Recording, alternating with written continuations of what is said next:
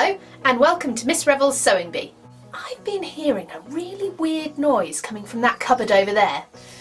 Should we go and have a look? Let's see. Can't see anything in here. Ah, how strange.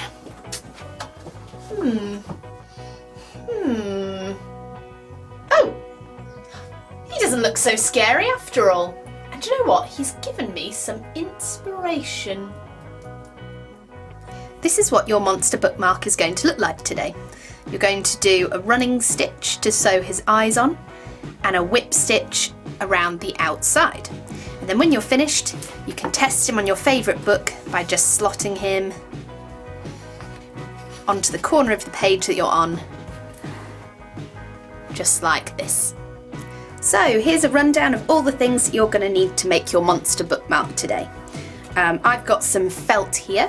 I've got white for his eyeball, black for his pupil and blue for his main body, but you can choose any colours you like. Felt is definitely the best fabric to use for this because it's going to be really, really strong and will work really effectively as a bookmark. But if not, that's fine. You can use some fabric from around the house. You'll also need some threads today. I've chosen to match my thread to each piece of felt. So I've got black to match the pupil of his eye, white to match the eyeball, and then a similar colour to match his body. You also need a needle, a pin, you need a piece of card to make your stencil, and it's really important that your piece of card has a corner on it like this to match the shape of your book page. And you'll also need some scissors.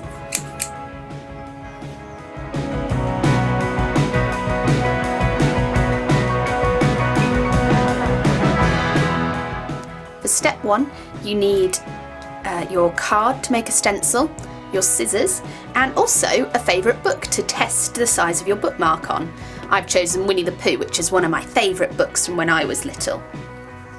So to make your stencil, it's really important that you use this corner, the right angle here, because that's going to be the same shape as the corner of your book here. I'm going to make mine about 2 or 3 centimetres long on each of these sides. So I'm going to cut from here all the way to the other side to make that triangle shape. Then I can test it on my book to make sure that it's about the right size. I think that's going to look good.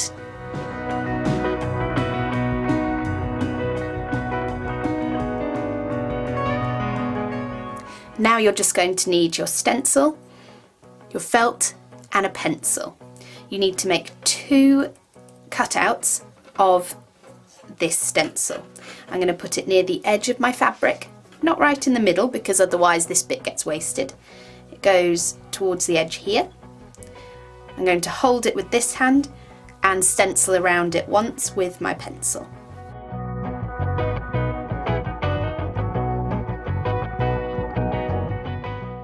And then one more time.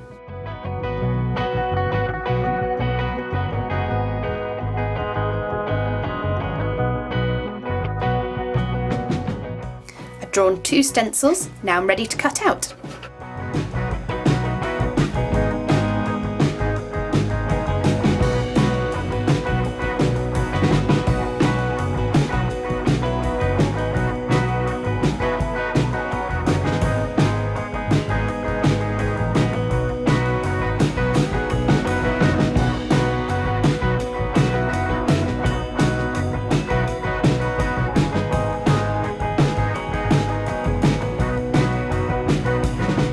Next, we're going to cut the monster's teeth out.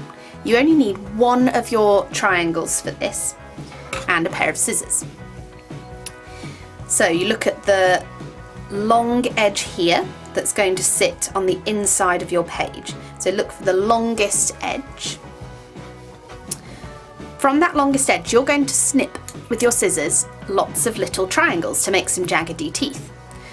So I'm going to cut this corner off first to make my first triangle, There, so I've cut off a little triangle here. I can put it to the side, I don't need it anymore. So I've cut this way, now I'm going to go up. And again to make a little triangle, so my scissors are meeting that corner there. Let's do a little bit more. There, so I've got his first tooth. You just need to keep going all the way along this long line here.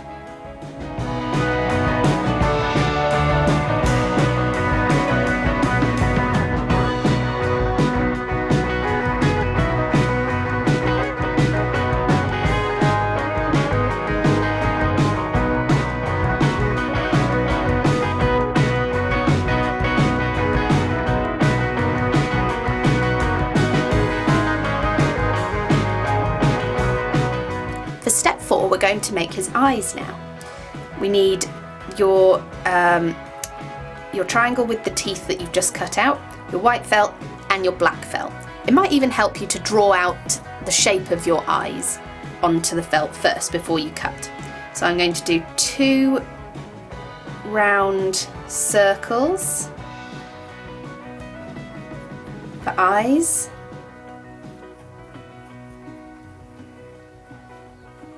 And then I'm going to do 2 black circles for his pupils. Once you've drawn them, you can cut them out.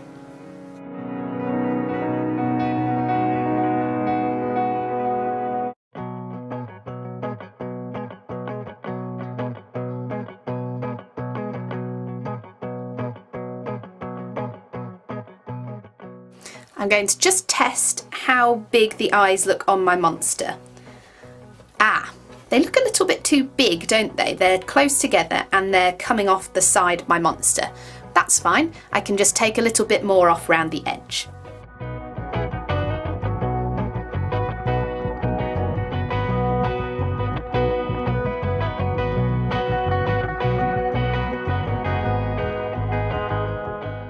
That looks better, they both fit on, and now I can do the black pupils.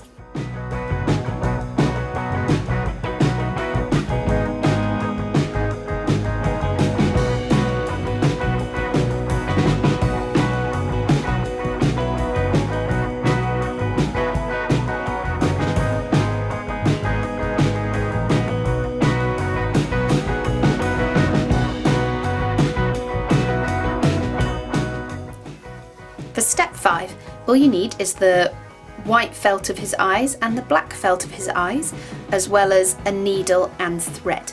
So I'm using my black thread first because we're going to attach the black pupil to the white eyeball. Now if you're not sure how to double thread your needle and tie the knot at the end, then you can always look at my basic sessions 1 and 2 that show you how to do that. So I'm going to use my crab claws to pinch the black felt onto the white felt in the correct place. So I want it a little bit off to the side, like he's looking away. Then we go up through the back and we're just going to do a basic running stitch to attach the black felt to the white felt. So I've gone up until the knot hits the back of his eye and back down, making sure that my needle stays on the black felt, not on the white felt. And I'm going to do it one more time to make it really secure and strong.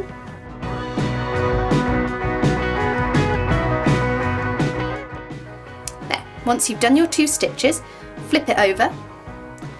You're going to cut the needle off here so that you're left with 2 strands that you can pull apart. Then you can tie a simple knot to make it secure. If you're not sure how to do that, you can always ask a grown-up to help you. There we go. And I'm going to double it up, do it again to make it extra mega strong. Now to make it neater, you can just cut off these extra hanging bits of thread without cutting any of the knots that you've made.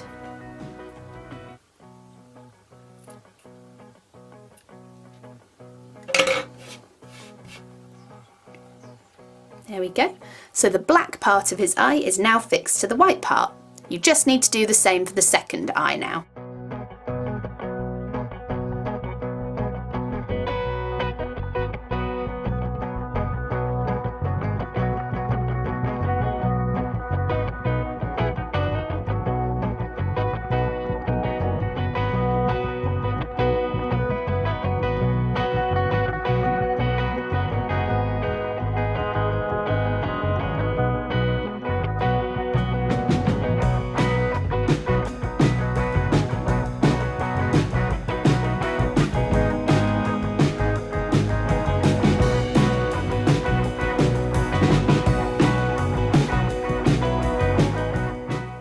Once you've sewn the pupils onto the eyeballs, next we need to sew the eyes onto the body. So for that you're going to need your needle and your thread with a knot in the end. Again, if you're unsure how to double thread and knot your needle and thread, you can always go back to basics 1 and 2 to have a look. So we're going to use our crab claws to pinch where we want the first eye on the body. Okay.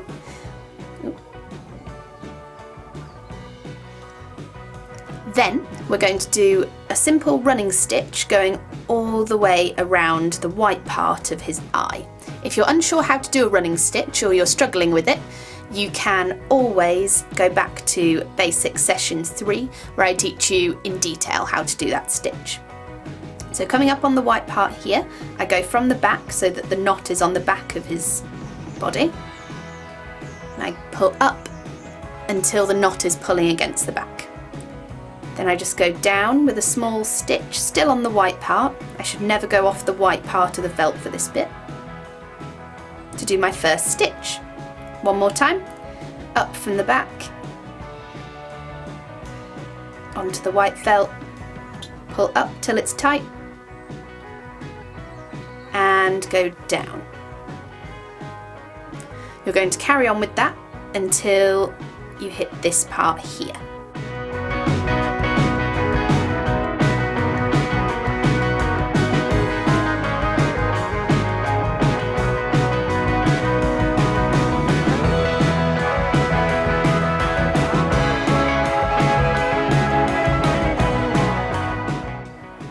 Then you're going to flip him over, cut your needle off, so there's a bit of a tail hanging out here. You should have 2 threads if you've double knotted your needle. Pull them apart and tie a simple knot in the back. This can be a little bit fiddly, so you can always ask a grown-up to help you if you're not sure. And again, to make it extra strong, then cut off any loose threads that are going to show.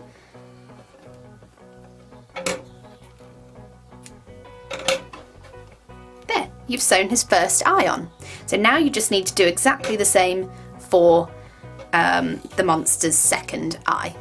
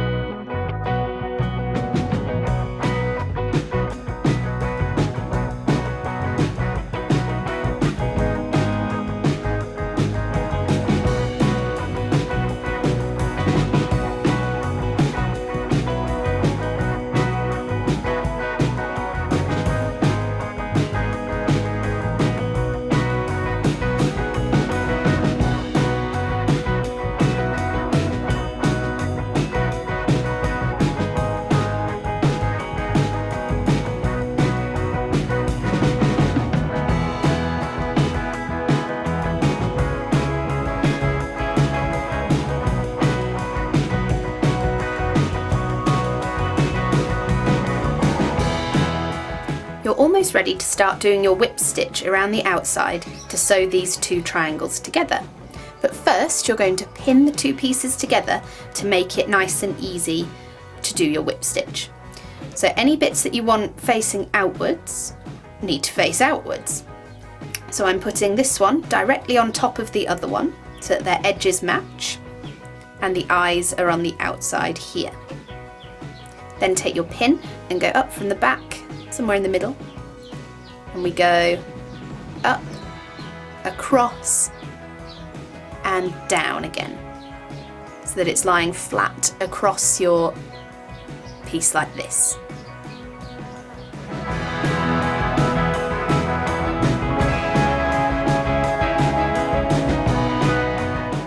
Now you're ready to sew the two sides together using a whip stitch. If you're unsure about how to do whip stitch, or you're finding it tricky, go back to Basics Session 4 and you can check out how to do it in more detail. For this part you need your little monster, and you also need a thread that's double threaded with a knot tied at the end in a similar colour to your felt. To do a whip stitch, we're going to start at one of the corners, it doesn't matter which one. And I don't need to start right at this edge here, but I'm just going to start where the front teeth meet the back triangle. So I go from the back and I go up through, it's not very neat, I go up through until my knot hits the back.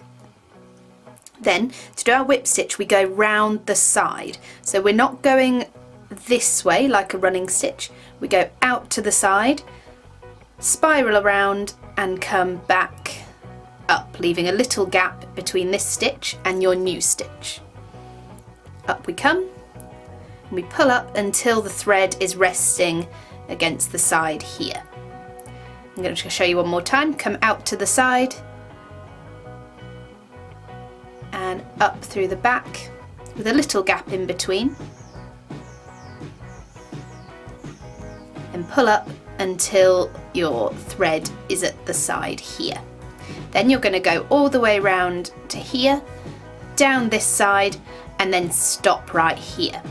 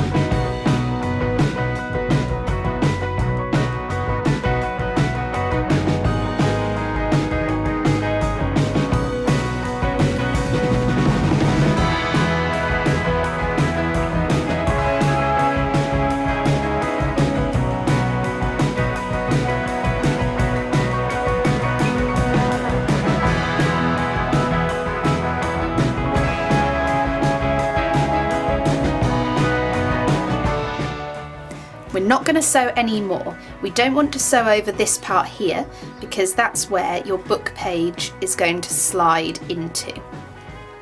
So now you need to do a little tiny stitch to get your thread to the back of your monster.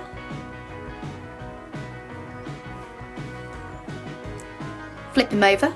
My thread's on the back now.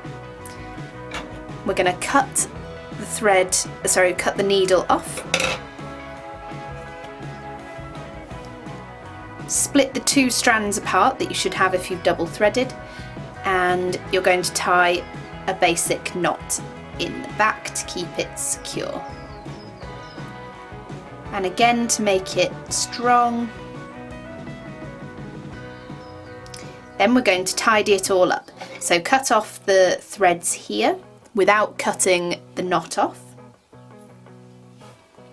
And you can also cut these loops by your first knot without cutting the knot off.